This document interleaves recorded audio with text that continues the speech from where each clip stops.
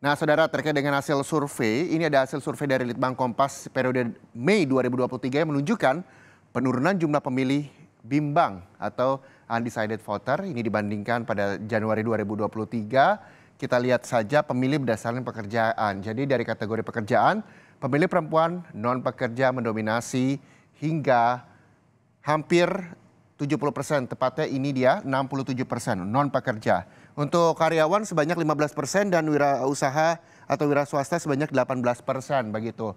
Ini adalah pemilih berdasarkan pekerjaan begitu ya. Dan balik lagi ini survei yang dilakukan kepada perempuan-perempuan di Indonesia. Selanjutnya kita lihat lagi saudara, ini berdasarkan pekerjaan untuk pemilih calon presiden. Kalau tadi pemilih partai, karena di sebelah kiri saya ini gambar partai, kalau sekarang ini bagaimana para perempuan ini memilih sosoknya, calon presidennya gitu ya. Jadi pemilih berdasarkan pekerjaan sebanyak 66,7% ini wanita non pekerja, 16,3 itu wirausaha dan juga wira swasta, karyawan sebanyak 17%. Selanjutnya berdasarkan ekonomi, kita akan lihat lagi. Nah ini dia. Jadi jumlah pemilih bimbang perempuan didominasi dari kalangan menengah bawah, baik untuk memilih parpol maupun calon presiden. Dan kalau kita lihat ini untuk pembedanya partai politik dan juga calon presiden. Dan selain itu juga kita simak hasil survei selengkapnya, diantaranya ini ada 2% untuk kalangan kelas atas yang memilih partai politik, lalu juga ada 14% ini menengah, 39% kalangan bawah, 45% ini adalah menengah juga begitu untuk yang memilih partai politik. Balik lagi, ini adalah untuk survei yang dilakukan kepada perempuan, dan untuk yang memilih partai politik adalah wanita-wanita di kalangan menengah yang mendominasi pilihannya. Sementara untuk calon presiden ada 2,3%, yang terkecilnya ini adalah di kalangan kelas atas, lalu juga ada 46,2%, dan ini adalah yang belum menentukan pilihannya begitu. Selanjutnya kita lihat lagi saudara, dari kategori usia yang menarik dari hasil survei Nasional Kompas periode Mei 2023 terpotret undecided voters dari kalangan pemilih perempuan mula dan juga muda justru lebih sedikit dibandingkan dengan pemilih perempuan yang sudah mempunyai pengalaman mengikuti beberapa kali pemilu. Berdasarkan kategori usia, pemilih perempuan di kelompok usia 17 hingga 23 tahun, lalu juga ada 24 sampai 40 tahun, 41 sampai 60 tahun, dan di atas 60 tahun. Justru yang banyak belum menentukan pilihannya yaitu di usia 41 sampai 60, yakni sebanyak 43,9%. Apa yang membuatnya bimbang? Nanti. Dan kita lihat lagi informasi dari Litbang Kompas juga saudara. Ini pemilih calon presiden berdasarkan generasinya. Ya, jadi gambaran pemilih perempuan yang belum menentukan pilihan, bisa jadi banyak banget yang masih bingung begitu ya. Kalau kita lihat dari pemilih calon presiden berdasarkan generasi dari Gen Z sendiri di bawah 26 tahun sebanyak 13,5%. Terus usia 26 sampai 33 tahun generasi Y muda 15,2%. Generasi Y Madya 20,5%. Ini generasi X yang tadi sempat saya singgung juga di usia 40 tahun ke atas yaitu 42 hingga 55 tahun sebanyak 32,7%. Lalu dari baby boomers ini usianya 56 sampai 74 tahun sebesar 18,1%. Nah, tadi banyak yang bingung juga pasti para perempuan di Indonesia mengapa dan kok nggak bisa milih partai politiknya atau juga calon sosoknya begitu. Apa yang memang menjadi alasannya? Nanti kita akan membahasnya karena memang pemilih perempuan yang belum menentukan pilihan ini bisa jadi rujukan bagi partai politik ataupun calon presiden untuk mengatur strategi mendulang suara. Untuk itu kita langsung saja bergabung bersama Rumah Pemilu, ada peneliti Litbang Kompas, ada Mbak Dewi Pancawati. Selamat sore Mbak Dewi. Mbak Dewi, Selamat sore Mas Reza. tadi saya sudah membacakan sejumlah grafik terkait dengan banyak sekali ternyata para perempuan di Indonesia berdasarkan Litbang Kompas yang masih bimbang dan juga bingung. Dan dari hasil survei Litbang Kompas, pemilih bimbang jumlahnya menurun dibandingkan periode Januari. Namun jumlahnya saat ini masih sangat potensial. Lalu apa yang menjadi catatan untuk partai politik maupun calon presiden nantinya untuk bisa menggait para suara-suara wanita-wanita di Indonesia? Iya, baik Mas Reza. Kalau dari jumlah kan ini pemilih perempuan ini sangat potensial ya, karena Ya, 2 hari yang lalu kan sudah ditetapkan tuh ya DPT itu jumlahnya memang tidak terlalu jauh dari pemilih laki-laki, tapi jumlahnya lebih besar. Ini mhm. menandakan bahwa pemilih perempuan ini potensial gitu dari sisi jumlah.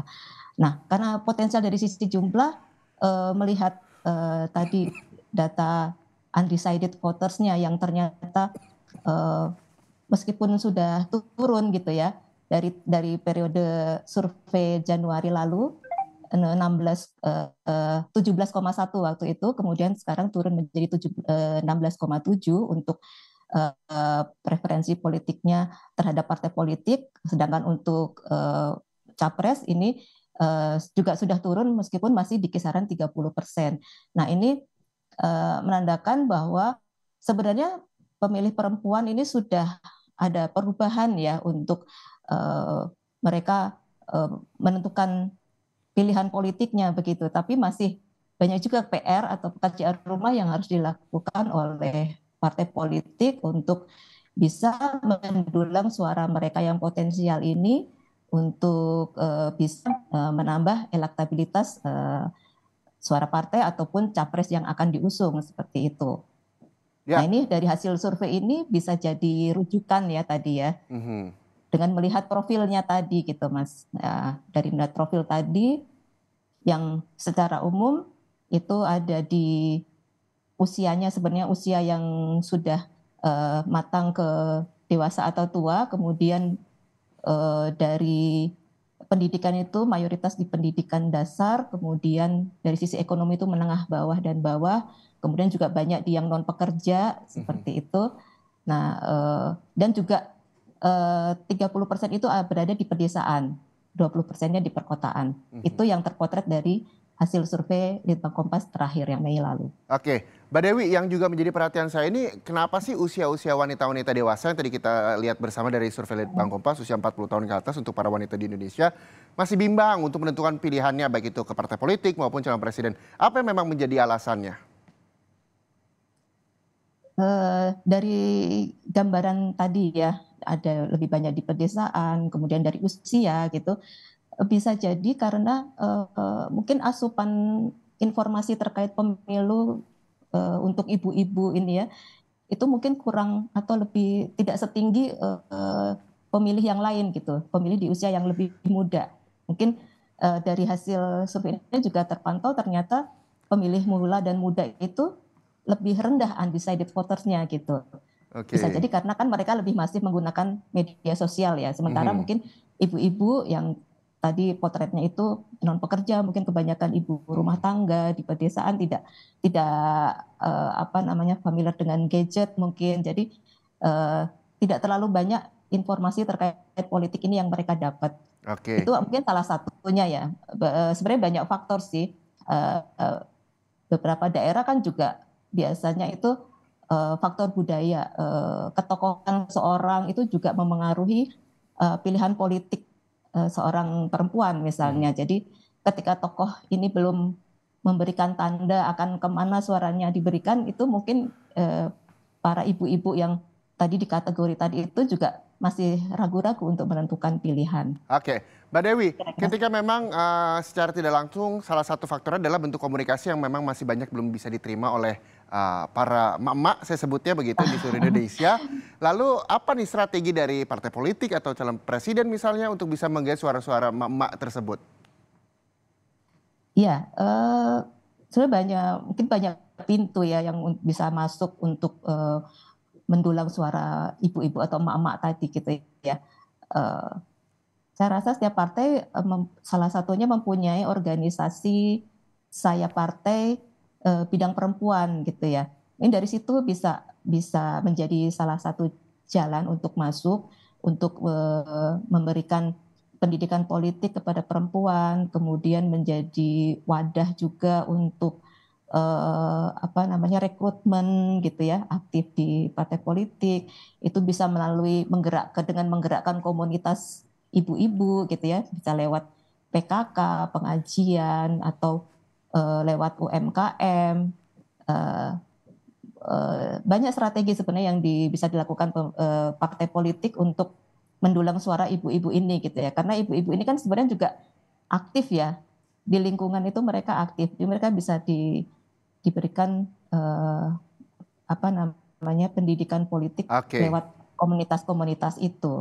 Jadi kurang lebih 7 bulan Ya, lagi ini kerja keras dari partai politik dan juga calon presiden begitu, terutama iya. untuk kaum wanita yang ada di dalam partai tersebut untuk bisa berkomunikasi dengan baik kepada emak-emak untuk mendapatkan suara di Pilpres 2024. Terima kasih sekali lagi peneliti Litbang Ya, Kompas Mbak Dewi Pancawati atas waktunya bersama Rumah Pemilu. sama Mas Resta.